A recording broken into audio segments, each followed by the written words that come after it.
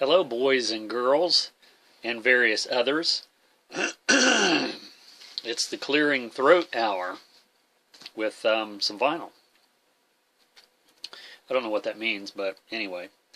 Here for a vinyl update. Some stuff here for the vinyl. Pick this up. A spoonful of canned heat. 2 CD set.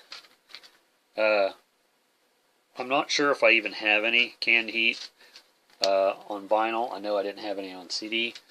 And this has pretty much, I mean, I'm not real familiar with them, but I know it has pretty much probably anything you would want. I mean, the songs that I do the songs that I do recognize is On the Road Again and Going Up the Country, which on here is the live version of that song. There's a lot of live stuff on here, and then there's a lot of studio stuff. But yeah, I'll listen to this, and fairly enjoyable, I must say. And then I also picked this up, The Cure, Wild Mood Swings. Not sure how new this one is. Let's see. It was released in 1996. So, and I listened to this, and this is quite upbeat for The Cure,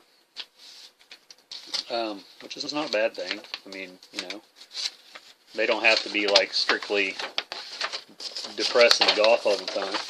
There's the insert with the little clown-looking dude, and then the lyrics are on the other side. So, yeah, like I said, I listened to this, and it's really good. I mean, I like it. It's actually nice to hear The Cure doing stuff that you sort of wouldn't expect them to do.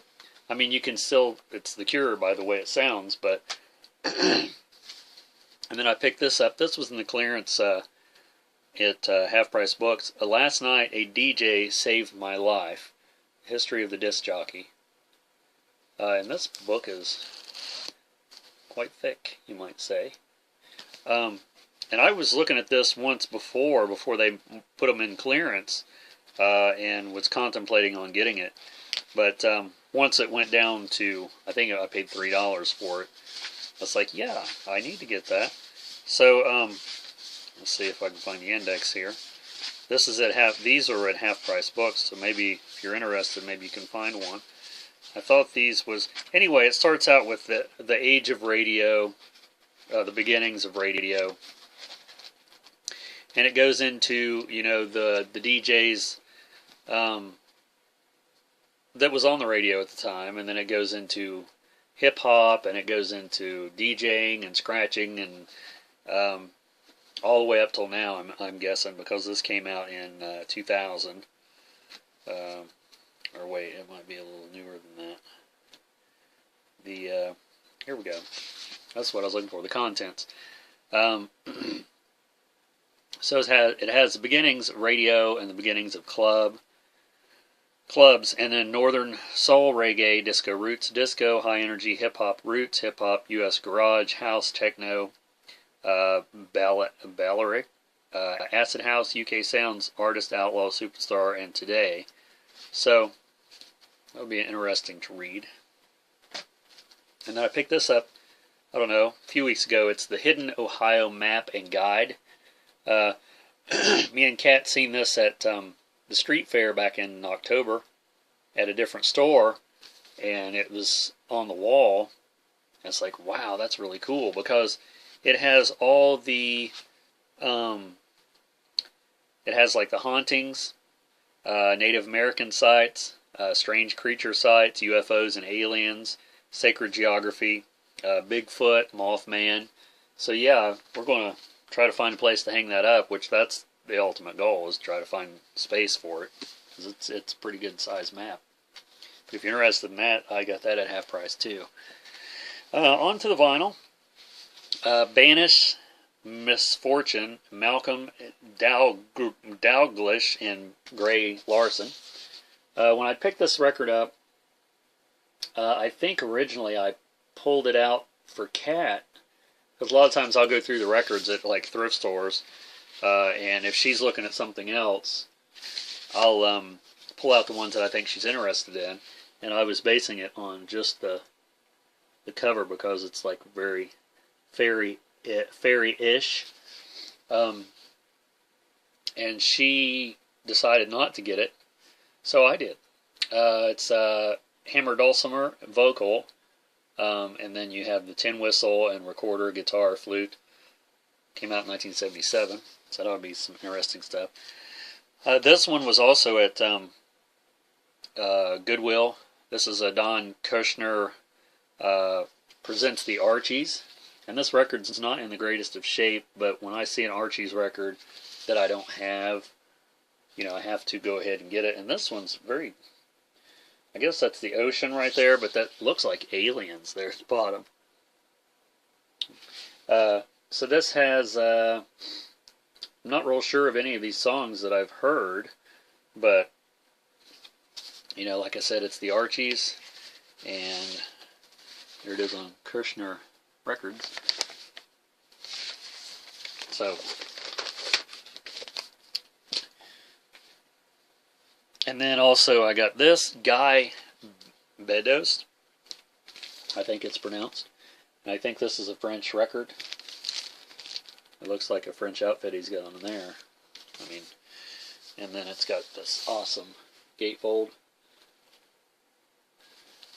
And then it sort of flips out like this on the end. And this is the record. It's a really cool label. It's very interesting. So, yeah, made in France. And it's got one of these real crispy sleeves, which I don't know why they even manufactured those and thought they were a good idea. I guess they either didn't think records would last as long as they did, or they just wasn't crispy like that in the beginning. This is called Strongbow, and this one's steel sealed. The cover's really awesome, but what sold me basically is the picture on the back. Is that a rock band or is that a rock band? That's definitely, 75. And still sealed. It's got a cutout right here, so it was in the cutout bin, obviously. I don't know anything about this band, but that's usually the kind of ones that I grab. Oh, and right there, I don't know if you can see that, it's on Buddha Records. So, need I say more? And this one's on Kama Sutra. This one's also sealed. It's got a little cutout here, and it's sort of coming loose, but it's still sealed, which is also a division of Buddha. And Diana Markovitz. And what sold me on this one is I've probably seen it was on Kama Sutra as well. But the pictures here on the back, she's wearing a Kiss shirt. And the pictures there are pretty hilarious. I don't know if this is a comedy record or what's going on there, but it looks pretty awesome. And then this one I'd seen for years and years, never in person. Gustav Holst, The Planet, Sir Adrian Belt, B-O-U-L-T. This is Holst, The Planets, and I just love the cover. I've seen the cover. This is one I wanted just based on, I have a CD with the planets on it. But, everyone sort of did their version of the planets. If you're familiar with that at all, I want to say it's Mars that Black Sabbath, the very first Black Sabbath song, Black Sabbath, off the first album, was inspired by the Holst Mars. I don't know if you call it a suite or whatever. A Child's Introduction to Pets, Cats, and Dogs. This one looks familiar for some reason. The Wonderland Players, Singers, and Orchestra. For the first time, a cat and dog speak for themselves about training and becoming happy family pets. They do. Songs on here like the dog song, He's Got to Be House Trained, I Love Little Pussy, Claws, Claws, Claws, Nobody Knows What Purring Is. Yeah, so let's see what the label looks like on this one. It's got a Buddha sleeve, which it's not on Buddha, so I might have to put that on a Buddha record that I don't have a sleeve for. This one is Korean Folk Songs, Volume 3, and of course I don't speak Korean, so that's the only thing on there that I can read. It's an awesome cover. The back is in Korean. How appropriate. And there's the label. It has the original sleeve with the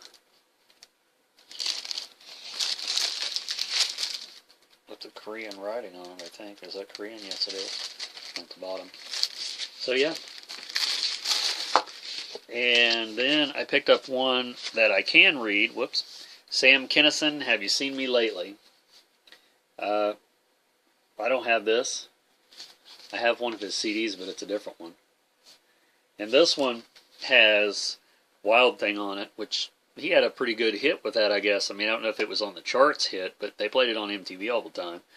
And then the rest of it is pretty much just his stand-up routine. This came out in 1988. And so, Sam Kinison. If you're not familiar with Sam Kinison, he's quite abrasive and quite hilarious. This one I was amazed to see, and I don't remember where I got this. It doesn't have a Goodwill sticker, so the Sisters of Mercy, Fled Land. This is my first Sisters of Mercy album. I really like them a lot. Like I said, I'm on a golf kick pretty much still, listening to everything else in the process. This has no sleeve with it. But yeah, Sisters of Mercy, and this is the one I've always seen. When I see someone mention them, it always is this record. This one came out in 87. And then this is another one that I was pursuing for the longest time, and me and Kat both want it, and we never picked it up. And then I found it, I don't know, in the dollar bin somewhere, and it's quite destroyed, but Cherie and Mari Curry, if you know her, she was with a band called The Runaways. And this is their, if I'm not mistaken, the only album that they did, because she's a twin, or they're twins. Like I said, this is called Messin' with the Boys, and it's quite beat up. The record's not really as bad a shape as the, I mean, it's clean, but the record itself is in a lot worse shape. I mean, the sleeve is in a lot worse shape than the record. And then, save the best for last, this was something that I had vaguely remembered that it had been reissued, but I'd forgot, so I wasn't looking for a copy of it. I already have it on CD, but one time I was at one of our record stores that we go to, I don't know, it's been a while back now, and I found a used copy of it, and I had it, you know, in my stack of stuff I was going to get, and this guy that was also shopping there, he says, "Hey, I seen you got a copy of blankety blank album." He said, "Would you be willing to let it go?" He goes, "This is my birthday." He said, "That would make a great birthday." I don't know if the guy was telling the truth or not, but I said, "Yeah, you can have it, you know." And he goes, "Thank you so much." He says, "You just made my birthday. It's the best birthday ever." Whatever he said, I don't remember exactly. So, you know, I sort of kicked myself a few times since then. It's like, why did I do that? He could have been just lying.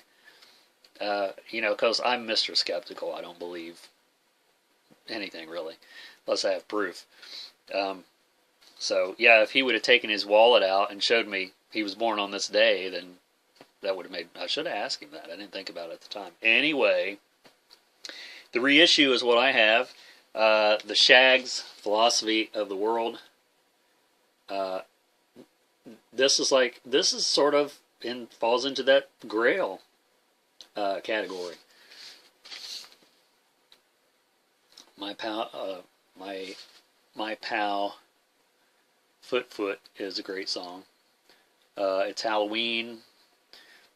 If you're not familiar with the Shags, you really should be. Now, it's an acquired taste. It's not for everyone, but it was one of Kurt Cobain's favorites. And here's the label. It's just black vinyl, unfortunately. And it's got this little insert with it here. And I don't know if the original had this or not, but it's like, there's the rules for the shag dance on the back, the shags dance. But it's just like, this is almost like something that someone had copied off of a Xerox machine. Maybe originally that's what they did, and it just tells the story of, and has some pictures.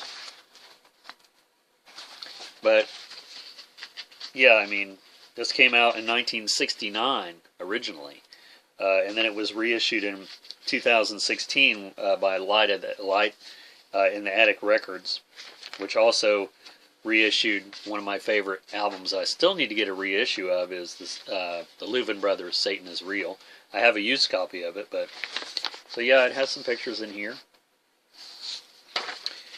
and some written down lyrics and some more pictures there.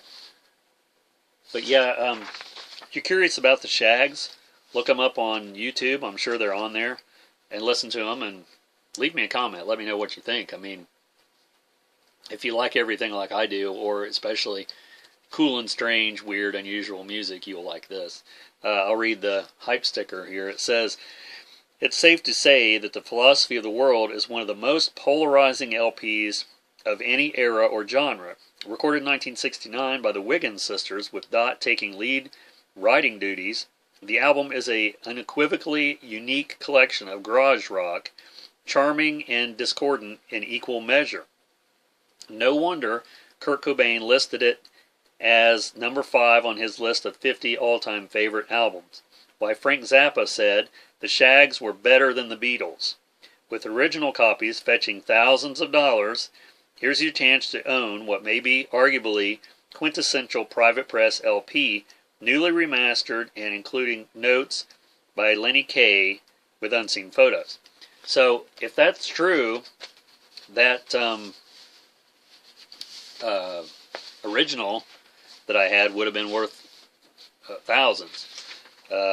It wasn't priced thousands, which I wouldn't have been buying it if it was. It would have been just ridiculous. But I don't even remember how much it was. It might have been $20. I mean, it might not even been that. I don't remember. But either way, I got one, and it's a reissue, and I'm perfectly happy with it. So that's the Shags. So yeah, if you check out the Shags, let me know what you think, and so on and so forth. Please subscribe if you haven't, and thanks for subscribing if you have. I appreciate all of my subscribers out there. And I'll see you in the next video coming up real soon. Take care now. Bye-bye then.